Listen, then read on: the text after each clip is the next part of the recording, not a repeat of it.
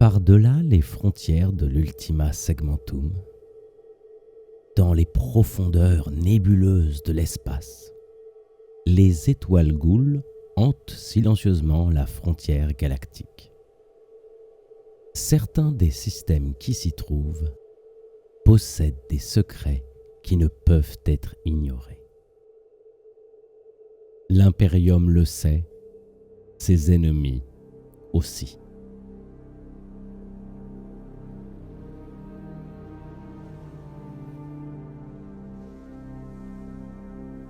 Desséché par un soleil à l'agonie, Sorn 368 est le charnier de nombreuses civilisations souhaitant la dominer. Celui qui la possédera pourra enfin exploiter ce qui s'y trouve.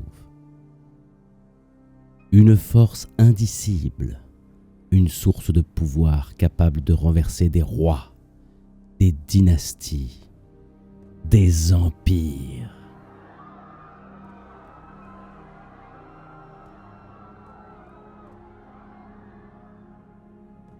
L'Imperium doit conquérir cette planète, peu importe les sacrifices qu'il faudra faire. Pourtant, malgré les milliards d'hommes et de femmes de la garde, ou les puissants anges de l'empereur, Sorn 368 reste inexorablement contesté. Alors, un host custodien fut créé, spécialement formé pour cette mission, capable de survivre à des siècles de guerre et s'adapter aux mondes les plus inhospitaliers. L'host Umbra Imperatoris.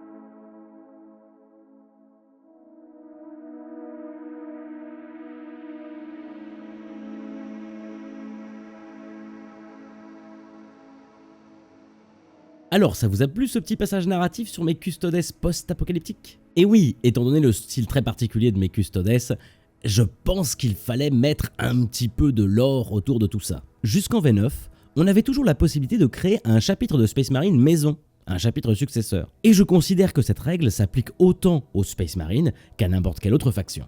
Pour en revenir à mes custodes, vous vous souvenez de cette figurine-là ? En gros, j'avais fait un tireur dans mon escouade de garde custodien. Et je me suis dit, c'est un petit peu bizarre quand même.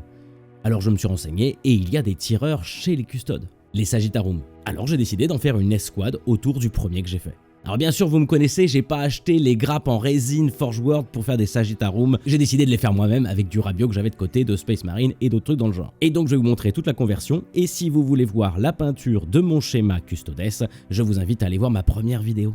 Bon allez, c'est parti, on s'y met.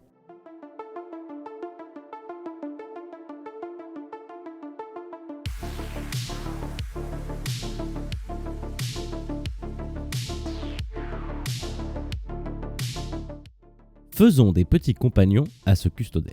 Mais d'abord, parlons du gros souci des vidéos kitbash. Il me semble impossible de retranscrire un kitbash proprement en vidéo. Et quand je dis proprement, j'entends compréhensible et intéressant. Le souci du kitbash, c'est que c'est beaucoup de réflexion, beaucoup de tests. On cherche pendant des dizaines de minutes quelle partie de figurine pourrait aller sur une autre. Comment l'emboîter ? Faut-il de la résine verte ? Est-ce que la posture est bonne comme ça ? Et donc, bien que j'adore le kitbashing, je pense pas pouvoir trouver une méthode vraiment agréable pour vous présenter un kitbash. Globalement, c'est un mec qui va montrer des passages où il coupe du plastique et où il monte du plastique. je suis pas sûr que la fabrication soit passionnante, contrairement au résultat final qui est forcément le plus intéressant.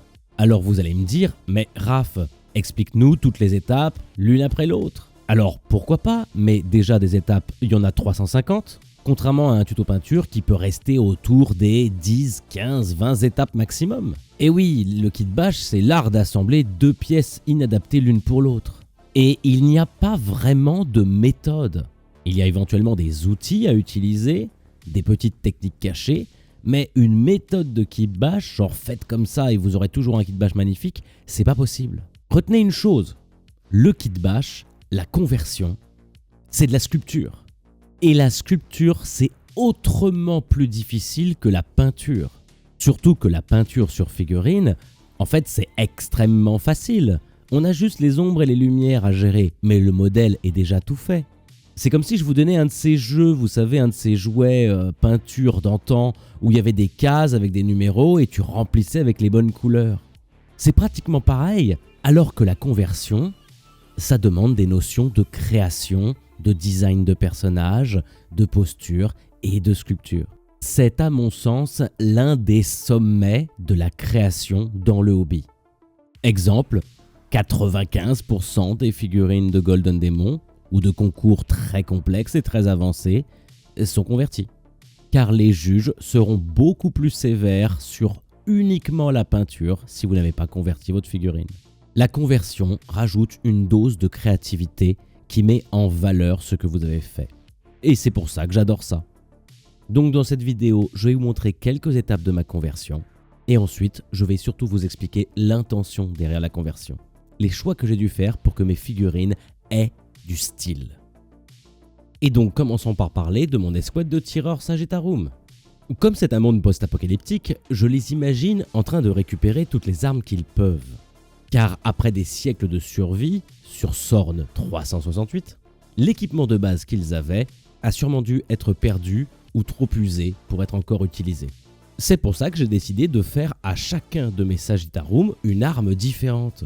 Et donc, bien que le profil de l'arme quand on sera en jeu ne correspondra plus à ce qu'elle est vraiment visuellement, ça permettra de mettre en valeur la précision meurtrière des Umbra Imperatoris. Et c'est à ça que sert le kit bash, à raconter une histoire différente, à avoir une armée avec des capacités uniques, tant que vous tombez pas sur un accro du WYSIWYG. Et donc je vais vous montrer les 4 membres que j'ai créés pour cette escouade, en commençant par celui qui m'a servi à illustrer mes propos précédents. Pour s'accorder avec le premier tireur que j'avais peint, je lui ai mis un casque de Sicaran Infiltrator, et j'en ai fait le spécialiste des armes lourdes, d'où la mitrailleuse de tank qu'il porte à bras francs. C'est une très bonne façon de représenter les exploits des Custodes. Le second, j'en ai fait un sniper, avec une arquebuse laser d'Eliminator et une tête à capuche venant du même kit. Ça a été pour moi particulièrement difficile d'adapter le bras au sniper, et j'ai caché un peu la misère avec la cape en résine verte. Mais j'adore le petit détail du câble qui se connecte de la lunette du sniper à la lunette du casque. Le suivant est vraiment un de mes préférés. J'ai utilisé un fusil bolter lourd que j'ai complètement transformé. J'ai modifié son chargeur, mis un silencieux et connecté des câbles à une sacoche dans son dos. Je lui ai sculpté une capuche en résine verte directement sur un masque à gaz. Et j'aime particulièrement cette posture de « attendez avant de tirer » que je lui ai donnée. Pour le dernier, certains vont crier à l'hérésie, mais j'ai utilisé un corps de champion des lames. En fait, j'avais envie de faire un Custodes moins plan-plan, en train de sprinter. Et ça n'existe pratiquement pas, hormis la figurine de champion des lames. Donc, je lui ai aussi fait une arme custom, et comme vous pouvez le remarquer, son pagne est différent. C'est parce que pour cette armée, j'utilise aussi du Rabio Orc. D'ailleurs, pour faire la liste de mes Rabios, j'utilise évidemment du Custodes, du Space Marine, de l'Adeptus Mechanicus et de l'Orc bien sûr. Bon, maintenant je vous propose de faire le reveal de la version peinte avec tous ses amis à côté.